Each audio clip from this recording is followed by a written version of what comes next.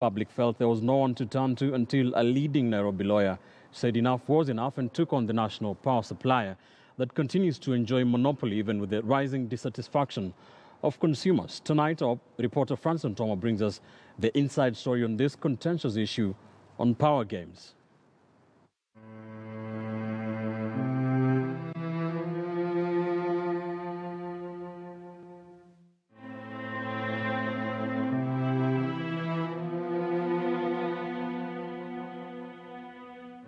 It is not well for the over 6.4 million power consumers in Kenya who have been treated to regular disconnection and hiked power bills.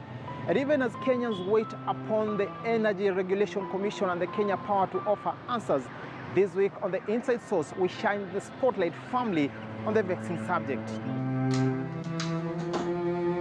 Pangani Estate, Nairobi. Mother and daughter are catching up after a busy day, a daily routine that has always ensured that the young family is glued together. This is Irene Mora, a customer care assistant in town. In the face of hard economic times, it has become a struggle to make ends meet. A couple of months ago, she was forced to take up a loan of 100,000 shillings. All the money went to settling electricity bills at her former house. Hers is a modest house, fit for a middle-class citizen. Taking the loan was hurtful but necessary. She, however, settled the bill, but quickly moved places. I tried to argue, I tried to plead, I tried to explain. I said, this is not possible. I don't have power in my house. How can my bill be going up despite the fact that there's no power? No one was willing to listen. I was told, Mama, lipa hii pesa before we can even hear what you're talking about. So I had to pay. I made a plan of how I was going to pay that money. I wrote a commitment letter. I made a down payment of 40,000, and then I paid the rest of the money in 3 installments. When I cleared, that's when I was allowed to move out of that premise. No. I don't think that is true. We don't say to pay first. I think that one is not true. Or whoever has said that, that is incorrect. Because every customer has the right to charge the bill. And as I said, our point of reference is the reading in the customer's premises. So once we get it, we will check in the system and see, do they correspond?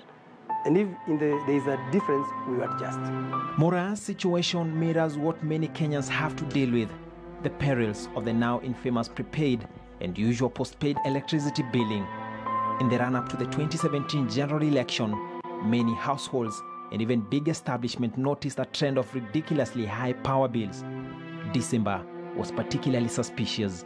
In my house, I have just normal stuff like we iron. Of course, we iron clothes when we are going to work. I can't say I use it to shower because I removed all my instant showering appliances. So I use it to iron my clothes. I use it to do microwave stuff, maybe warming food. And I use it on my fridge. That's it. And of course, TV and radio. To date, I get goosebumps when I think of, like, I've paid Kenya Power 111,000 Kenya shillings. Many more, even today, continue to register similar complaints. Imekuwa expensive sana kutoka mwezi wa 10 hapo. Kitambo nilikuwa naweza tumia so mbili, nikiweka napewa unit inakuja 21, 20 hivyo. Lakini siku hizi nikiweka hiyo so mbili siwezi kununua. Lazima niende na so 5 ndio nimpewe hiyo unit 20 ama 30 kienda sana. Kuanzia December sema ikaanza kuchange. Ukiweka token inaenda kwa siku moja, tuseme kwa ukiweka 200 unafanya nayo siku moja na imeisha. Ukienda kununua ni zaidi kitambo ulikuwa tunapewa 19 units. Sasa ukienda unapewa 8.9 peke yake. Hizo zingine 10 sijui zinapotelea huko. Kenya Power's annual report and financial statement for the year ended 30th June 2017 shows recoverable fuel costs shot up from 0.8 billion in 2016 to 10.1 billion in 2017. And this is the burden that has now been passed on to consumers in the way of billing. Confessions made by the drafters of the same report. But why the abnormal surge, and why in 2017? That figure is high because it's the double effect of the hydrology, that we didn't have good rains in May in April, May, and we also didn't have good rains in August, September. We have had challenges in the past, but it has not been as severe as this time round. That's how that figure became so large. Yes. Inside Source has since learned that although a court order dated 12 January 2018 was obtained to stop this, the Energy Regulation Commission still went ahead to gazette the consumer billing through a gazette notice dated 2nd February, essentially backdating bills going as far as December 2017. I remember sitting in an office with a gentleman who was quite rude, I must admit. He actually told me even people in the rural areas don't live with power, so why am I bothering them? If I can't pay power bills, I should stay in the dark. But it is not until public uproar heightened that Kenya Power for the first time came out of the woods to speak out. 10th of January 2018, Kenya Power Managing Director Ken Tarus made a strong admission of the errors in billing, but in a rather shocking account, he blamed this on a computer-generated error. Tarus wrote to the Director General Competition Authority of Kenya, and I quote, "In November 2017, we migrated to a new integrated customer management system. We have realized that there have been errors in the conversion to the new system, and that some bills which have been sent out reflect an amount due in excess of what should have been charged." End quote. Migrating the data for about 6 million, like that now have about 6,566,240. So when you're migrating the data, there could be a few customers' data which could be affected. So, but the impact on that was very, very small. Only I think about out of we know you have 6,556,000 customers. Out of that, about 4.3 are prepaid. Those who are not affected by the billing system because we are not changing the prepaid system. We are only changing the postpaid system. After admission, it should have gone further than to explain how people who had been overbilled or overcharged are going to either recover their money or they are going to ensure that the money that they had paid in excess is carried forward and be deemed as payment in advance for the power yet to be supplied. I can't say that we have been overcharging customers because we have not changed the way we do our business. The only thing we did was to change the billing system so that we're able to improve our processes and even serve our customers better. So that's the only thing that has changed.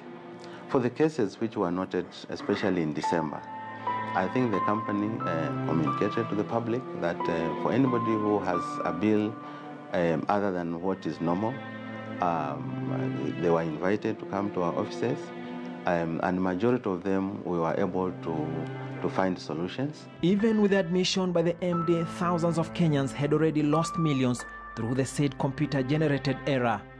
State agencies have remained mum on whether Kenyans will recover their money. If indeed they've realized they are the ones who are on the wrong with this issue, can I get some sort of refund? Because this is too much and it's unfair. I spent money, I paid a loan, I paid interest on a loan, and it wasn't for my benefit. I was paying for something that was not my fault. It was not a defect from my own doing. Energy Cabinet Secretary Charles Keter has spoken on the subject, but failed to address the specific concerns. PLC or ERC or the ministry has no mandate whatsoever to do any tariff increment. The process is the uptake, which is the KPLC or any other, be it pipeline, be it any other company, will apply to ERC, stating why they need a tariff increment. ERC then will have it in the media, in the print media. They will have it gazetted for the public to give views whether they are okay or not. It's a very simple thing. Go read the customer's meter, compare with the last reading, come up with the difference, then calculate, depend on the tariff that has been brought by ERC. That is what we do. And amidst this looming storm, one man has first become the face of the struggle. Former Law Society of Kenya CEO Apollo Mboya. He runs a law firm from this small office along Ngong Road. When his own power bills exceeded his ordinary average consumption, he couldn't take it lying down.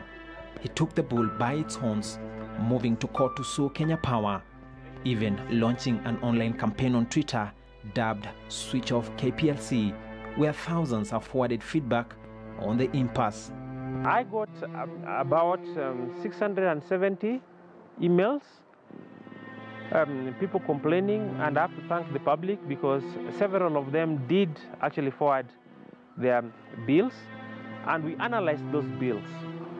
And indeed, we found that there was a spike of the billing starting from November and December. Kenya's electricity supply structure is of single buyer model, with all generators selling in bulk to Kenya Power. The existence of Kenya Power as a monopoly is blamed on what many consider as a skewed state of affairs and what blatantly contravenes the Kenyan law. The fourth schedule, paragraph 8E of the Constitution, offers that electricity and energy regulation is a county function and not the national government's. If I had another company providing the same service, I would try them out, but who else is providing power that I know of? So I believe they do all this because where else will you go? The Energy Act 2006, Section 6.1 empowers ERC to set, review, and adjust electric power tariff structures. This has given leeway to Kenya Power to shift blame on the Commission. One man who can shed light on what's going on is ERC's Director General, Engineer Robert Pavel Oimeke.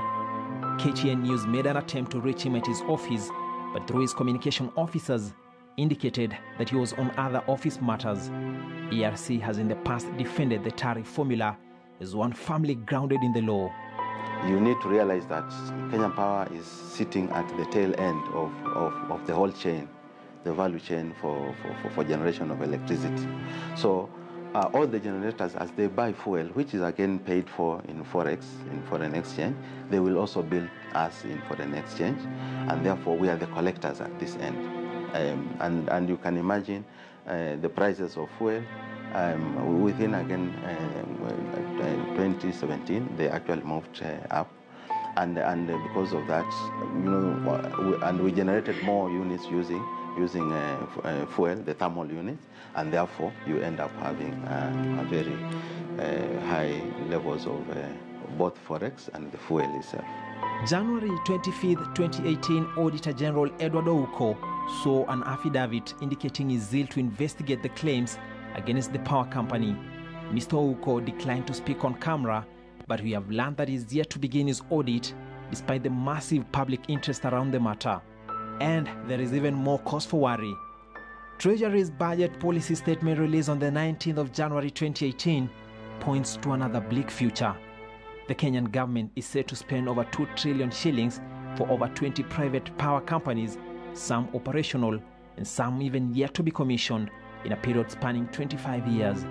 The cost reportedly also to be passed on to consumers through Kenya Power. Members of the public and consumers are paying through the billing system amounts that are then forwarded to these private companies to either build or continue expanding, because some of them have just used consumers' money to pay. Now, the interesting part of this is that if the money that has been forwarded to them to help make them set up those companies, it is the government that should own those companies, because they are assets that have been purchased by the money that has been received through the taxing system. Kenyans are fast losing hope. I have friends, I have co-workers who, when we discuss about life issues, they talk of their power bills. I have relatives who've complained about Kenya Power. So it's like the way when you talk about cancer. You know somebody who knows somebody. If you yourself, you're not a victim or you're a family member. So for me, Kenya Power is like cancer. As many Kenyans endeavor to soar their lives through the harsh economic times, the Kenya Power realities do not appear to relent either. Still no light at the end of the tunnel and no answers in sight. Francis Ontomwa, KTN News, the inside source.